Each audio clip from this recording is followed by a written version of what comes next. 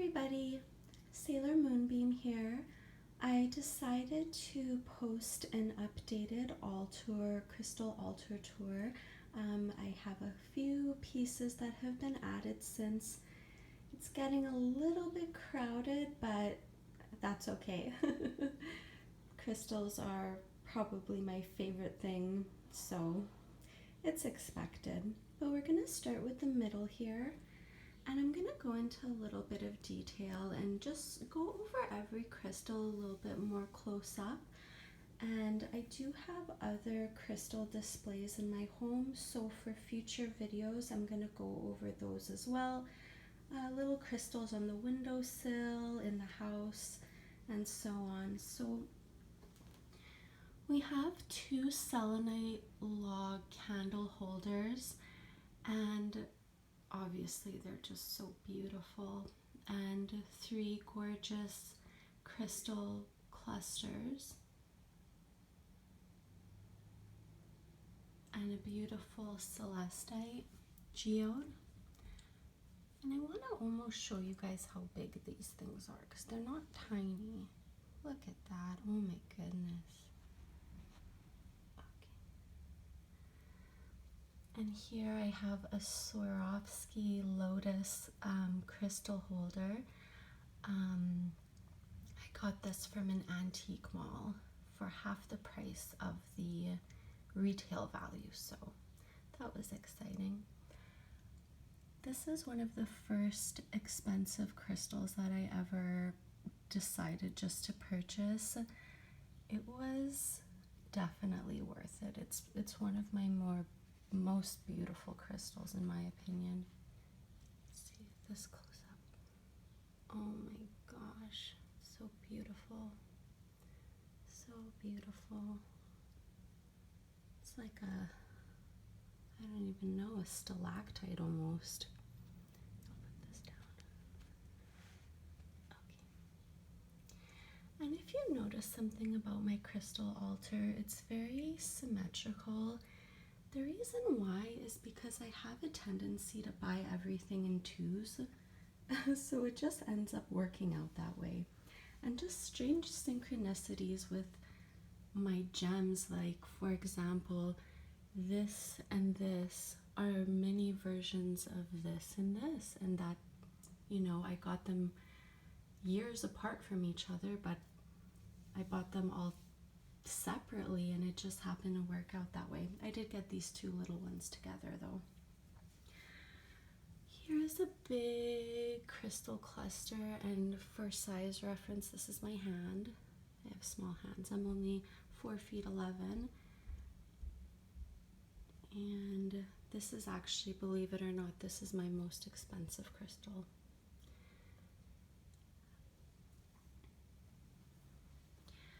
I definitely have a little bit of a theme of amethyst, clear quartz, and rose quartz going on. They just happen to be my favorite crystals, I would say. Not doing the best at going really close up, but I'll try. We have a beautiful ruby and fuchsite sphere, large rose quartz sphere. I want to show you guys the size. So pretty big. Some selenite. Oh, and selenite is definitely a part of the theme as well. And lepidolite here. Spheres are my favorite. Ultimately, they're the ones that I felt the most affinity for when I started collecting. Nowadays, I'm more into the more raw pieces, to be honest. It's interesting how things progress as you know, develop your collection and whatnot. This is an amazing point from Uruguay, just the deepest purple. For size reference, it's really big. And another beautiful lepidolite freeform, so you can see the symmetry of the of the crystals there in a beautiful raw rose quartz. Okay, and then we have these various towers. So that one's super bright, that one's citrine. I love the smoky. This twin point is absolutely gorgeous. And this like champagne citrine colored one here. Super pretty. Here's a lepidolite sphere with it happens to have a heart. So cute. And amazing synchronicity. This lepidolite has a heart too. Do you see it? Little one in the middle. Let's see, what else? These are really beautiful self-standing points. I love this cluster. I like this one in the middle. I think they call those horns of plenty, if I'm not mistaken, this kind of formation. Apophyllite, which I've been really loving lately. And this is a more recent addition, this really beautiful Himalayan quartz little cluster.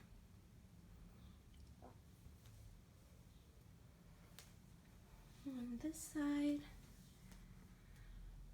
we have two matching geodes, two halves. This beautiful amethyst cluster. I believe this is from Bulgaria, the origins. Kunzite, two beautiful little clusters that happen to have these symmetrical kind of crystals, which it's just how it works out with my crystals for some reason. Just such beautiful synchronicities. Here we have another selenite log with smoky quartz, irradiated of course. That one is amethyst geode. Even underneath the table we have more crystals, pyrite, clear quartz. Everything's symmetrical. I love these 3 amethyst cut base. They're just, I don't know, I love them. They're so beautiful. We have another geode. I really like this geode. The color is beautiful and just really nice points. Some more amethyst, and then on the other side with the symmetry we have that's peach moonstone and smoky quartz. On this side we have a beautiful spirit quartz cluster, and for size this is my hand, and a bunch of candle holders. This is actually the first crystal that started it all, was this candle holder. Bought it for $40 in a flea market, and yep, and here we are. This is a really pretty pretty one. So beautiful. This amethyst. And a bunch of little clusters I decided to put on this chunky rose quartz candle holder. And let's go through these spheres.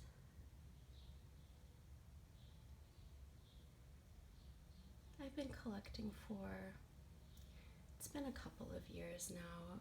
It was an obsession for a while, maybe a bit of too much obsession, but I'm glad I've kind of become really satisfied with the pieces I have, and I can just enjoy what I have, and their energy has kind of synced up together, and it just feels like this beautiful unit. Look at these, so beautiful, and they're all unique.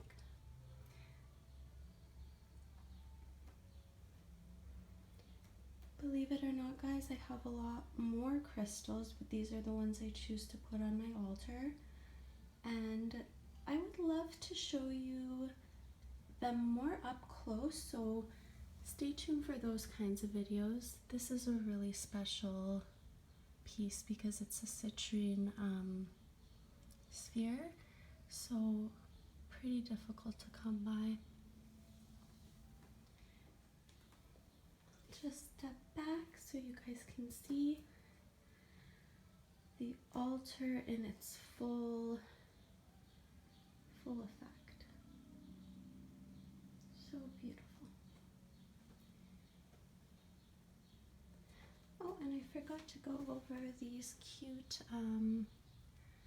amethyst points.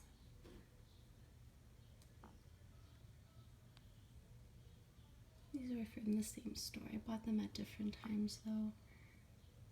Lucky to have found these. I really like this color of purple.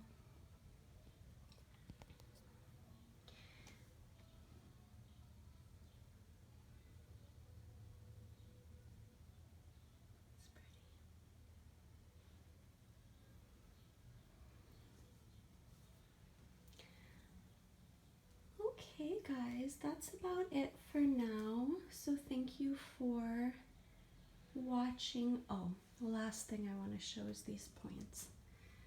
Look at how beautiful this is.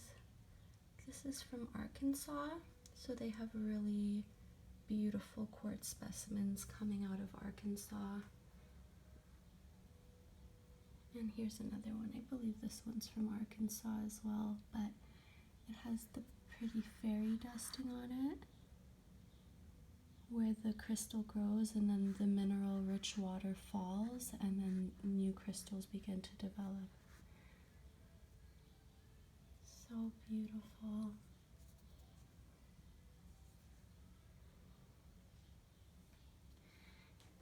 Here's another example of fairy dusting.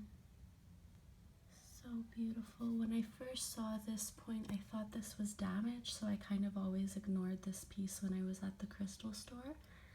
But as I started buying larger pieces, I asked them to see this one, and I recognized that it was fairy dusting with all these beautiful rainbows. So that one was a very lucky buy. It was at the crystal store for years, and I happened to buy it. So, yeah. Okay, thank you guys. Bye.